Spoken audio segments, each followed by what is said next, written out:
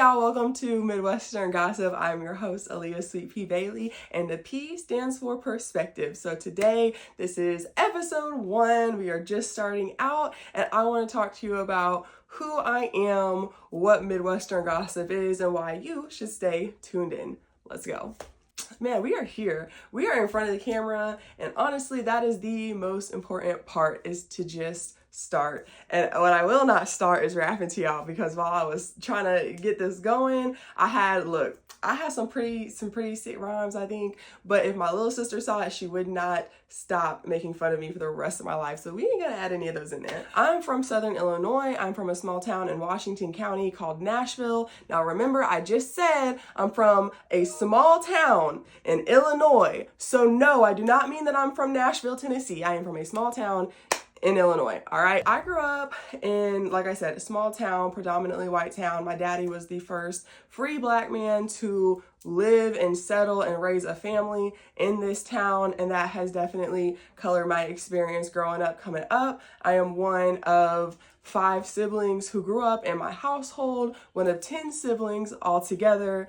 So family has always been super important to me. I am now a mom of a 6-year-old who is beautiful and wonderful, and she is the smartest and best thing that has ever happened to me. And as I grew up, I found my place in community work, in politics. Shortly after graduating college, which I did walk across the stage with my 3-month-old daughter. So look, moms, we got it. I got involved in local politics through the League of Women Voters, where I had an internship before I graduated, and I continued to just do work, serve my community. I was staying in St. Charles, Missouri at this time, and I did such a great job that they asked me to run for state representative. Now, I'm gonna be honest with y'all.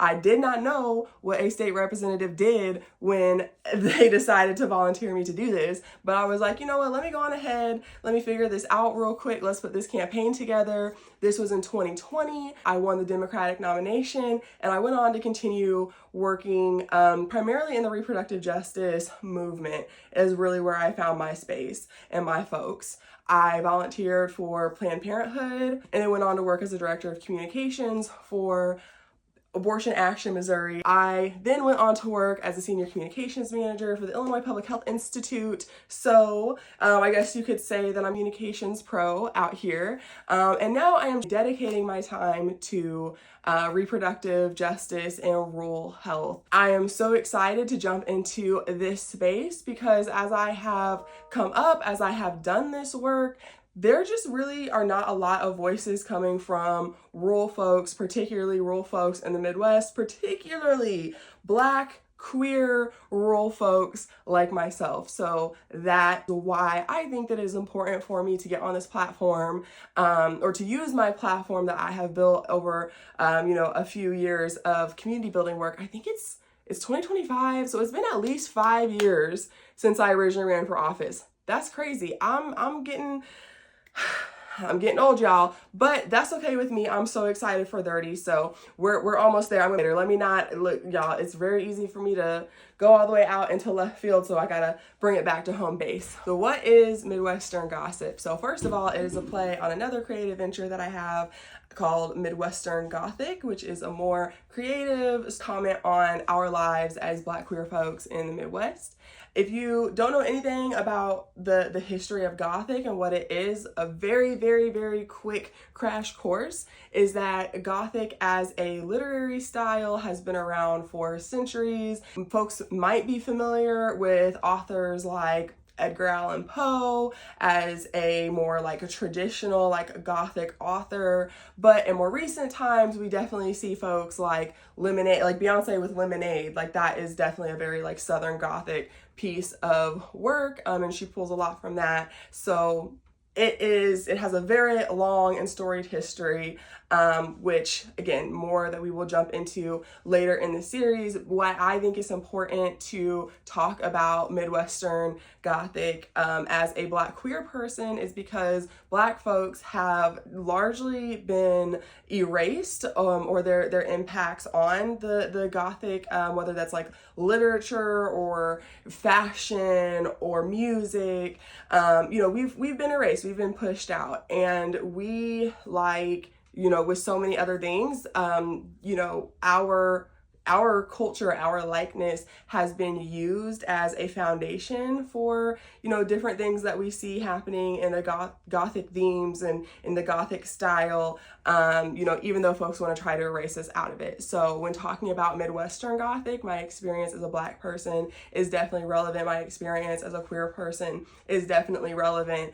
And I really want to start a movement. Like, I want to really create a cultural shift, because a lot of folks, especially, in my time being heavier into politics, they just want these legislative changes. They want certain candidates to come in, they'll tell you vote one certain way and that's gonna be the thing that we need. But at the end of the day, it doesn't matter who we vote into power. It doesn't matter what laws are passed. We need a cultural shift if we truly want to push towards a society that is more equitable, that is more just and more encompassing of all folks, and making sure everybody is able to meet their needs and live in respect, to live in a just world. So that very quickly is what Midwestern Gothic means to me.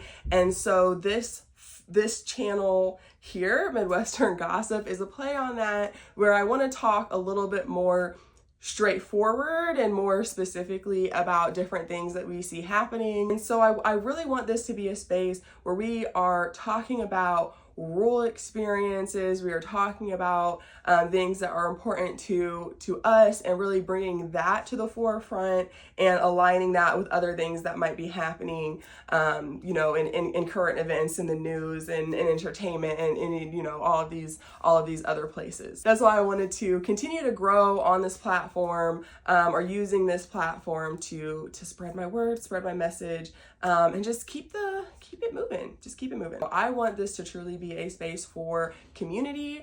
If you are a person who lives in a rural community, I would love to hear your thoughts. I would love to hear what's important to you, what you think I should talk about. If you are someone who is from a more suburban or urbanized area and you have any questions about what we're experiencing, what things are like, I would love to, incorporate that and talk about that as well. Let me know who you want to hear from, who you want me to talk to, as well as, what you want me to talk about. And I just really am excited to see this grow and see this take off. I started out on Facebook, literally just years ago in high school, seeing different things happening and commenting on them, and folks in my more immediate community were really supportive. And then as I have continued to grow, I was able to grow an audience on Twitter, on TikTok, and all these different spaces. But unfortunately, I think some of those spaces are so limited, and they're done that so by design. Twitter only had 140 characters. TikTok started out with only allowing you to post up to 60 seconds.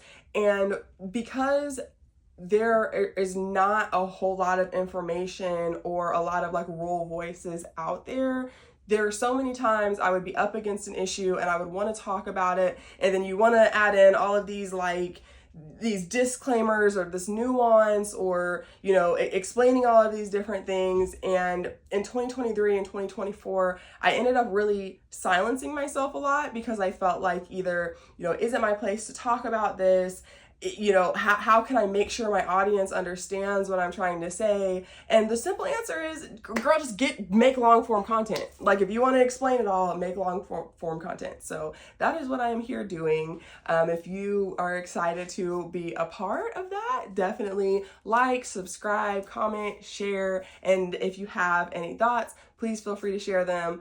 And yeah, so I'm just gonna go ahead and wrap it up there as this little intro into Midwestern Gossip and what we are going to be doing here in this space. And I am so excited to take you all on this ride. I am learning as well. I kept feeling like I need to learn more about YouTube, but then the girls on TikTok said it, just make the channel. Just make the channel, make the mistakes, learn along the way, and you're gonna grow. So I'm trusting that advice. We will see where this goes from here. So bye, y'all. We'll see you next time.